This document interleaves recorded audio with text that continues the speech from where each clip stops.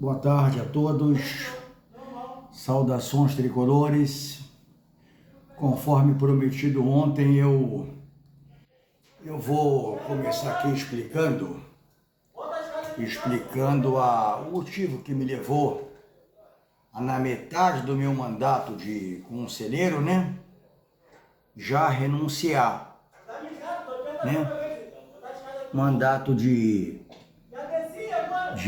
mandato de 3 anos, junto com o primeiro mandato do presidente Peter. E com 1 ano e meio eu pedi para sair espontaneamente porque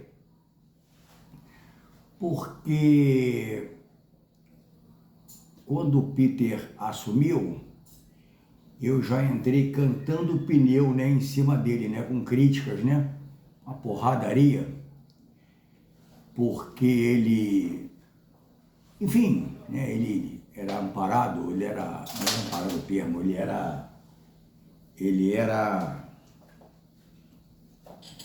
tinha uma base de sustentação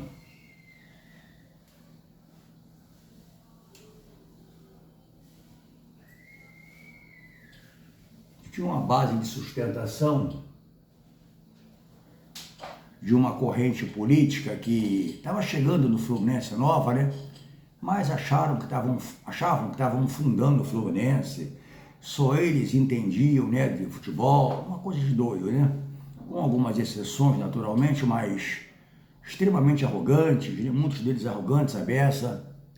E aí eu batia sem pena e sem dó no Peter. Ocorre que um dia ele me abordou ali no clube, no pátio e tal, lugar chamado Senadinho.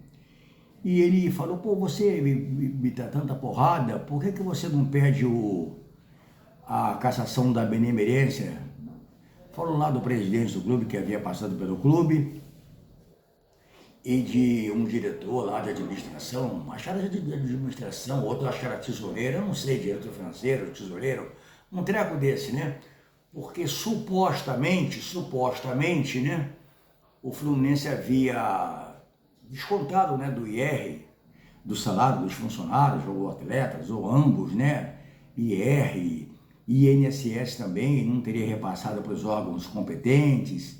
Aí jogou o Fluminense numa sarjeta moral, financeira. Parece que o Fluminense naquela época tinha sido campeão brasileiro e o prêmio pelo campeonato, o Fluminense não podia pegar, estava retido. Se eu não me engano, era o Wellington Nem, que estava num time ali na Rússia, um país que faz fronteira com a Rússia lá, foi negociado, e o clube tinha que pagar lá o Fluminense, o próprio Fluminense teria pedido: não pague, porque se depositar na conta do clube, a Receita vai pegar. Olha que situação vexatória, uma coisa pavorosa. E aí eu, como sou tudo, tenho todos os defeitos, mas omisso eu não sou, e eu, provocado por ele, pelo Peter, para tomar essa decisão, eu disse que tinha ouvido falar nessa situação, e falei: procede, é verdade mesmo? Ele disse: claro que é, pô, eu vou mentir? Como eu tenho todos os defeitos, mas omisso eu não sou, eu fui logo procurar, ver lá o requerimento, providenciar o requerimento para pedir a cassação da benemerência, do presidente, e também lá não sei se o financeiro, alguém do financeiro lá que teria supostamente responsabilidade, um outro diretor também, total de 3 pessoas. E aí aconteceu uma coisa que, se vocês me chamarem de mim, você é mentiroso, eu não vou ficar aborrecido não, porque se alguém me contasse, eu também diria que é mentira, Aconteceu um fato absolutamente constrangedor. O conselho são 300 membros, 150 natos, que são indicados, não são eleitos, 150 eleitos, eu era um dos 150 eleitos e tal, e precisava de 10% de assinatura, para poder dar o andamento daquele processo.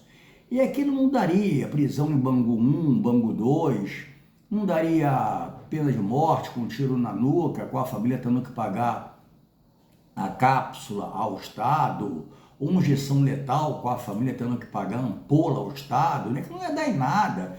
eram tudo amiguinhos ali, tudo amiguinhos de copo, inclusive, tudo amiguinho, né? E no fundo eles viriam lá se reuniriam, né? E aí sairiam lá com um parecer qualquer, dizendo que aquilo era normal, é normal fazer isso, nada demais. Jogar o Fluminense na sarjeta financeira, moral, que bobagem, besteira, sabe? É o que eu esperava que acontecesse, eu só fiz a minha parte. Mas eu não tinha ilusão, eu não nasci ontem para achar que os amiguinhos, né, que não haveria sentido de corpo, que o corporativismo não fosse prevalecer, entendeu? Então não tinha nenhuma dúvida, né? E quando eu entreguei o requerimento, eu não sabia nunca tinha feito isso na vida, eu entreguei sem um cabeçalho, eu tinha que ter um cabeçalho. Pronto, aquilo foi o motivo que eles encontraram para não dar validade, né? O negócio do constrangimento. Quando eu fui colher as 30 assinaturas, aquilo que eu falei que parece mentira, tem uma santa que fica ali num jardim ali em frente à Flor Boutique. Teve gente que se escondeu atrás da santa para não assinar. Teve gente que duas pessoas naquele provador de roupa lá da Flor Boutique, gente atrás do freezer lá do bar do Fidelis ali, né? Do freezer da Kibon, uma coisa horrorosa, quer dizer, supostamente todo mundo tricolor, né? Todo mundo tricolor, o Fluminense passando pelaquela situação e os caras fugindo para assinarem lá a lista. Vê se pode, não é? Eu tive que capinar sentado, eu suei 1,5 litros certinho para conseguir, até passou 31 ou 32 assinaturas, né? Como já disse, porque não tinha o cabeçalho, enfim, né? Eles me desqualificaram lá o parecer, as assinaturas e tal, e aí aquilo me deu um nojo, aquilo me deu um ódio, sabe? Nojo, né? Eu fiquei incrédulo, como é que pode, tricolores, né? E claro que isso não vai dar em nada, é só para, né? Aí servir mais como uma advertência, quando muito. Aquilo me deu um nojo tão grande, eu fui para a tribuna e disse, tinha 90 a 100 pessoas, um número razoável, né? 90 a 100 pessoas ali naquele espaço não tinha uns 300, naquele espaço que não é muito grande, né? Aquele espaço físico ali do Salão Nobre, e eu fui para a tribuna e disse, ipsiliter, que eu vou dizer aqui agora, exatamente assim, eu lembro como se fosse hoje, agora, eu disse, a minha vovó Filó sempre me disse, né, PCzinho, meu netinho, com quem porco se mistura, farelo come. Eu falei isso e a seguir disse o seguinte, aqui de cima da tribuna, a gente ficava assim no plano um pouco mais alto, né, dá para contar nos dedos daquele ladrão que tem 4 dedos numa mão, dá para contar quantos dos senhores e senhoras estão aqui pensando apenas e tão somente no Fluminense. Quando eu falei isso, eu falei, meu Deus, vou entrar na porrada, me arrependi imediatamente. Que nada, não sei se esse termo pode ser dito, se não pode ser dito, eu peço perdão. O que se ouviu foi um silêncio sepulcral. Todos foram tomados por uma enorme passividade bovina, não é? Eu passei pelo corredor assim, sem problemas nenhum, e pude ir embora para nunca, tranquilo, ninguém me chamou nem de feio, nem olhar de cara feio eu recebi. E eu fui embora para nunca mais voltar, né? Ainda paguei o clube por 13, 14, 15 meses, depois falei, não vou pagar mais não, chega. Aí, né, depois de 3 meses ou 6, eu não sei quanto tempo, né? Quanto tempo leva para considerar que a tua inadimplência está alta, né? E você deixou de ser sócio, né? Então foi esse o motivo da minha saída, né? E eu queria aqui mudar de assunto, já expliquei, não é? Entreguei uma carta, né?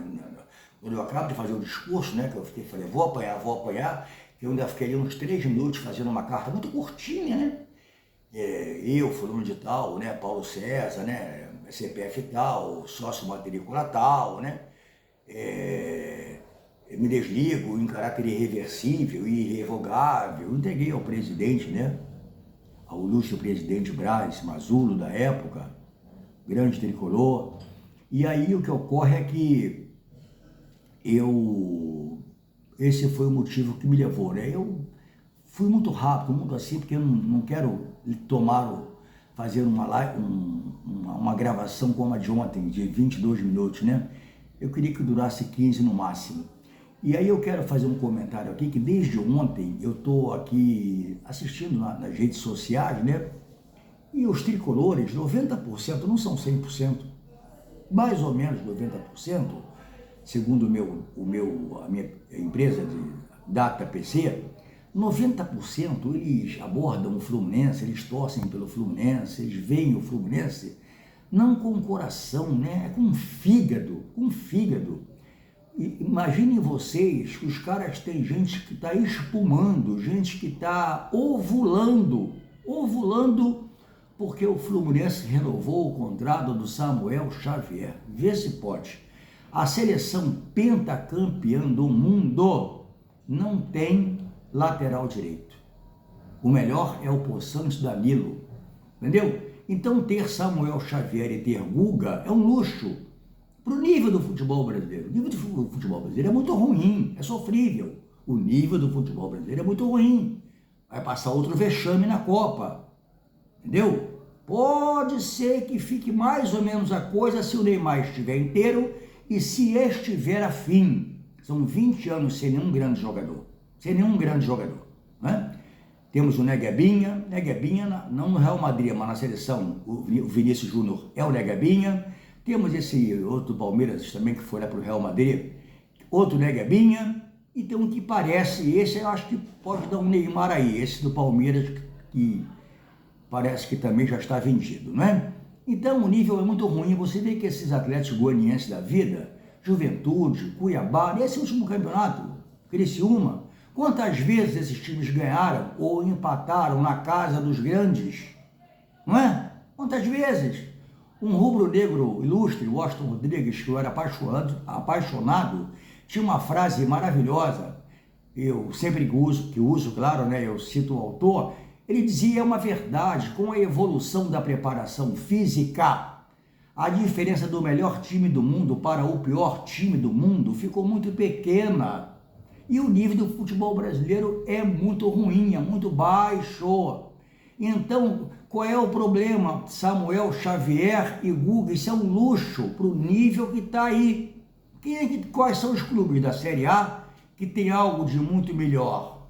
1, 2 no máximo, entendeu? Então, não sei o que é, pode ser uma soma de fatores, né? O que leva essa gente a agir assim na rede, né, contra o Fluminense. Eu não sei se a mulher é quem dá a última palavra dentro de casa, eu não sei se eles estão ganhando mal, né? Se a questão realmente é financeira, se os filhos não obedecem, sabe? Eu não sei qual é o problema que essa gente tem, que eles descarregam tudo em cima do clube que eles dizem amar. Eles execram o Fluminense, eles execram o treinador, eles execram o jogador, treinador, e eu ainda fico meio assim. Agora, jogador, né? Jogador que é patrimônio do clube, né? Mas quando é feito em casa, não é? Quando é jovem, já execram. Gente, jogador jovem, gênio, só meia dúzia. Pelé, Neymar, Maradona, Messi, entendeu? Gênio, novinho, só esses caras. Eu vou dar aqui um exemplo para vocês. Fluminense subiu um cara de Xerém, primeiro volante, um butinudo. Ficou um ano mais velho, passou a ser era um 5, passou a ser um 8. Um ano depois melhorou mais, passou a ser um 10. Jogou em 2 clubes da Europa, jogou em 5 ou 6 times brasileiros, todos de ponta. Chegou à seleção brasileira, passou a jogar com a 10. E depois foi até centroavante. Sabe quem? Diego Souza. Era um jogador comum com 18 anos, com 24, 25, era um grande jogador. Amadureceu. Porque, como eu disse, gênio, jogador gênio, novinho, Pelé, Neymar, Maradona, Messi, sei lá, quem mais? Não é? Esse Estevão aí parece ser genial. Esse acho que vai dar um Neymar, sabe? Então é isso, torcem com o fígado, né? E não com o coração, né? Então eu hoje resolvi fazer essa coisa aqui de forma breve, né? E uma coisa que eu também queria dar um toque na rapaziada, né? Para se inscrever aí, dá uma força, se inscrevam, né? Dê um like ou dislike. Eu nunca vi ninguém falar dislike, né? O pessoal só pede like. Eu tô copiando aqui um cara, né? Eu cito o nome, lógico. Tô copiando, eu cito o nome. Ele, quando faz esse tipo de bate-papo, ele fala, dê o seu like ou dislike. Jornalista, aquele já um senhor, Alexandre Garcia, né? Foi da Globo e tal, foi da Jovem Pan, parece. Agora tá aí só no seu canalzinho, né? Então dê o seu like, dê o seu dislike. E se você gostou, se quiser, pode até fazer um pixzinho aqui pro teu camarada para ajudar a manter o canal no ar, não é? Entendeu? Aquilo que o seu orçamento, o seu bolso suportar. Tá certo? E amanhã a gente volta, tá bom?